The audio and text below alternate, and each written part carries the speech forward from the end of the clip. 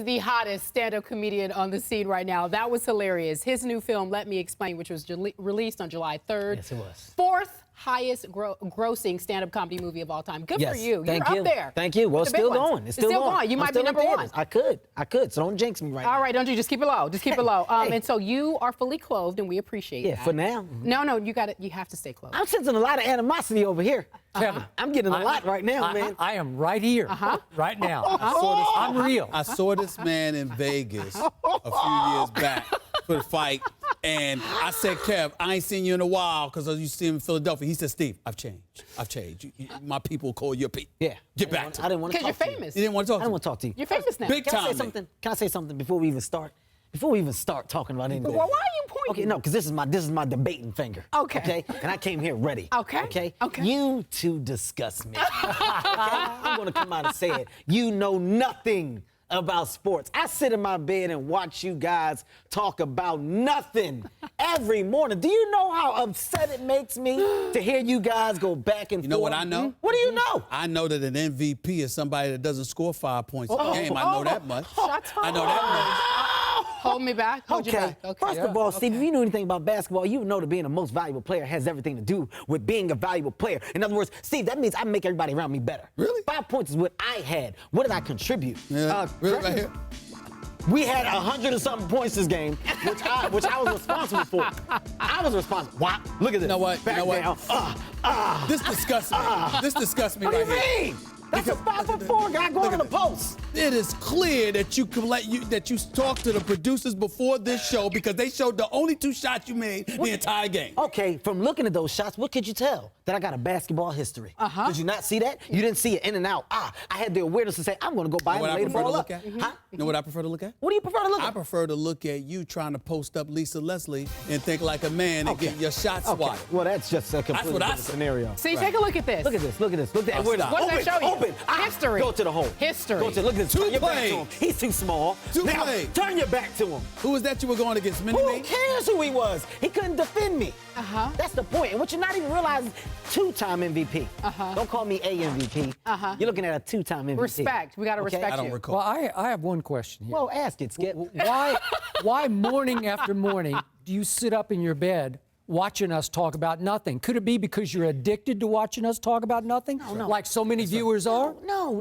Yes. I'm addicted to what are you going to say wrong next, Skip? Okay, that's what I'm addicted. You know, Skip, I've never seen a man that can be wrong and keep the same straight face. In my life, I've never seen somebody that's wrong so much. I've seen Skip contradict himself so many times and look in the camera and not blink. When it comes to LeBron James, how many times has this man contradicted himself?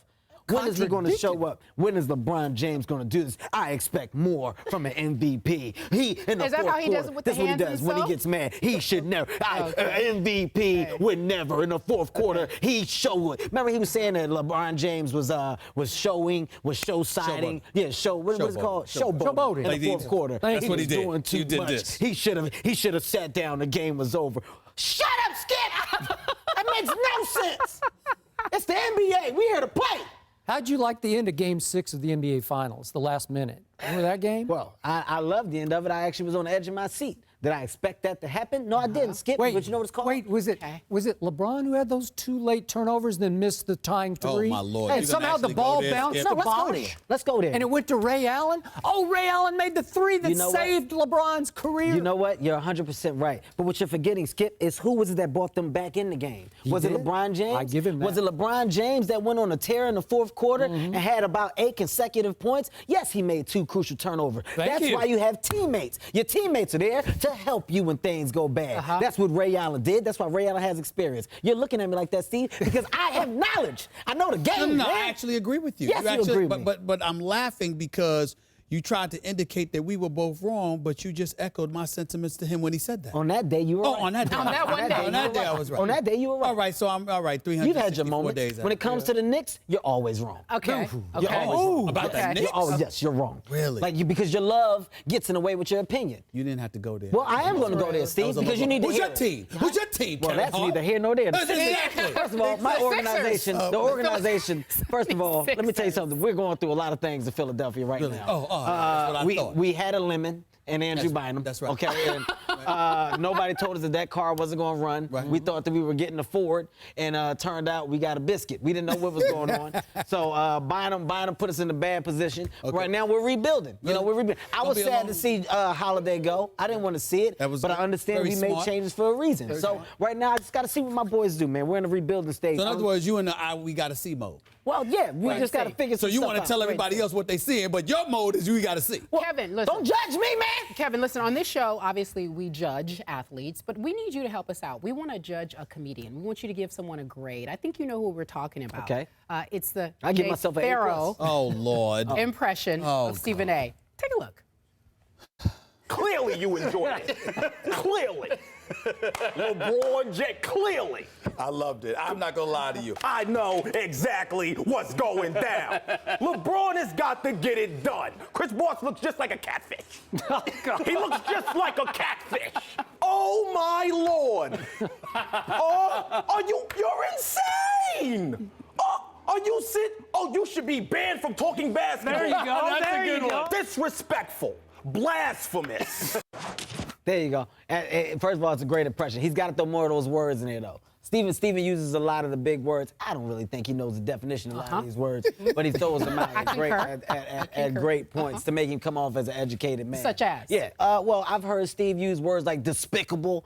He used it wrong a couple times. He was like, listen to me, Skip, you have no despicable timing. I was like, what? What is that? Where'd that go? Yeah, definitely it wasn't supposed to be there. Right. He does that a lot, but that's a great impression, man. He's very animated. You're very animated. And here's what I tell you, Skip. He tries to overtalk you at times. Oh, does he? Oh, you noticed? Yes, no, Skip. Oh, I'll give you that. I'll thank give you. you that up here, Skip. Thank you. That's not fair to you, because Skip isn't a loud talker, Steve, and at times you try to intimidate Skip. And I don't know what it is about you that thinks you can get away with that, but I like the fact that Skip doesn't back down. But Skip, you got to stop doing the same face. I want to see more animation, man. More animation you from me? You go straight Sylvester Stallone, Rambo. You go one eye down.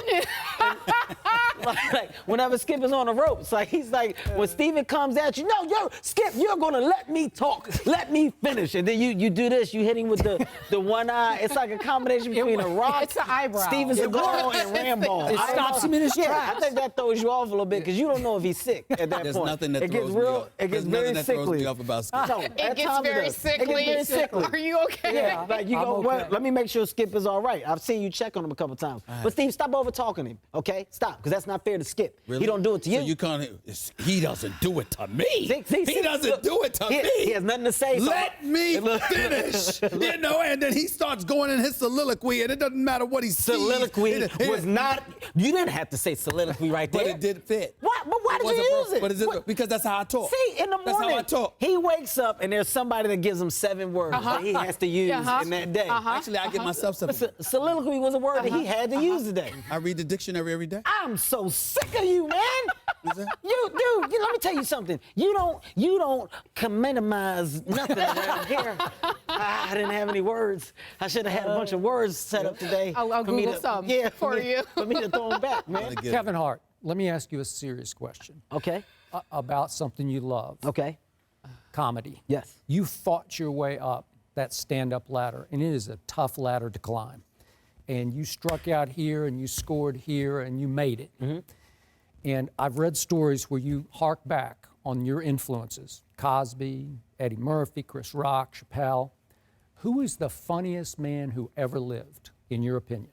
Funniest man who ever lived, Yeah. man. That's such an unfair question, dude. No, it's not. I want to know. You know what? I have to say, you got to say Richard Pryor. Thank you. And the reason why I say Richard Pryor is because Richard Pryor was so far ahead of his time. When you look at all comedians right now, you look at all of us, anybody who is not afraid to talk about their lives, good or bad, on stage, is a representation of Richard Pryor's essence. You know, Richard Pryor is the first man to go on stage and really bear it all, good or bad, from drugs, from his problems with his relationship, from his family, from his mom, and from his grandma. Whatever it was, he's the first person to open up about that. And it was so shocking to people of all races that everybody had no choice but to accept it and laugh at it. So I think because of the groundbreaking things that he did, you got to say Richard Pryor. Then after him, you know, so many people were able to come through the same doors that he opened up, and these other legends were made. And granted, there were other people before Richard Pryor, but nobody as groundbreaking as Richard I Pryor. find a difference between guys.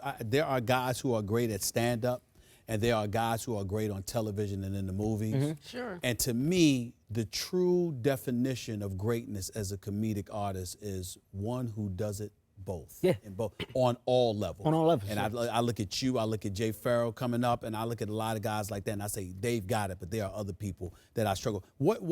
What's the difference? And you know, in terms of the appeal between the two, what really ices it for Well, them? I think for the comedians who definitely get to see the other level, you know, the upper echelon of entertainment, you know, past the stage, going into movies and television, it's finding out that you can be yourself on all standards, you know, like literally within movies and TV, they're hiring you to be yourself. The guy that people fell in love with on stage is the people that they want to see in these movies and on television. So I think some people blur the lines and feel like when I'm in these movies, I now have to be somebody else that I'm not really familiar with. Now I got to be this actor and this thespian. That's not what people like you for. They like you I because remember you saying filming Hollywood Husbands that you just ad-lib. A lot of that It's is just ad-lib. you It's all having improv. fun It's all and improv. being yourself. all improv. And it really comes across that I way. must tell you, All you improv. just did something. As you were talking just now, you adopted the Skip Bayless look. He did. He Did- did. did He I- dropped did it. I- did I He drop dropped it? it. He dropped You it. lowered one eye and raised Yeah. the other. Well, it's He because did. Skip gave it to Are me. you sick? But wait a Are you second, sick? he used one of your chosen 7 words for today, thespian. I like that. Uh-oh. Thespian. Yeah. Here we go. Yes, thespian. Are you having fun? Well, let me tell you something. I'm having more than fun, but I just want to say again, you two know nothing about sports. If you know nothing else and hear anything else from me while I'm here, understand that I know. I see through all Well, can this you help stuff, me out? Can you okay? stick around Well, and look, maybe tell them I'll stick something? around. Will I'll you? stick around. All I'm saying is I know sports. Okay. Like you have no idea how well versed I am in this, Okay. man. You're You think you absolutely get right. to be a 2-time Absolutely MVP for fake for nothing? Absolutely You doing right. You are Absolutely ridiculous. right. You are ridiculous. I have no knowledge that you ridiculous. know something about sports. That's what you are. Hey It is guys, ridiculous. Kevin Hart.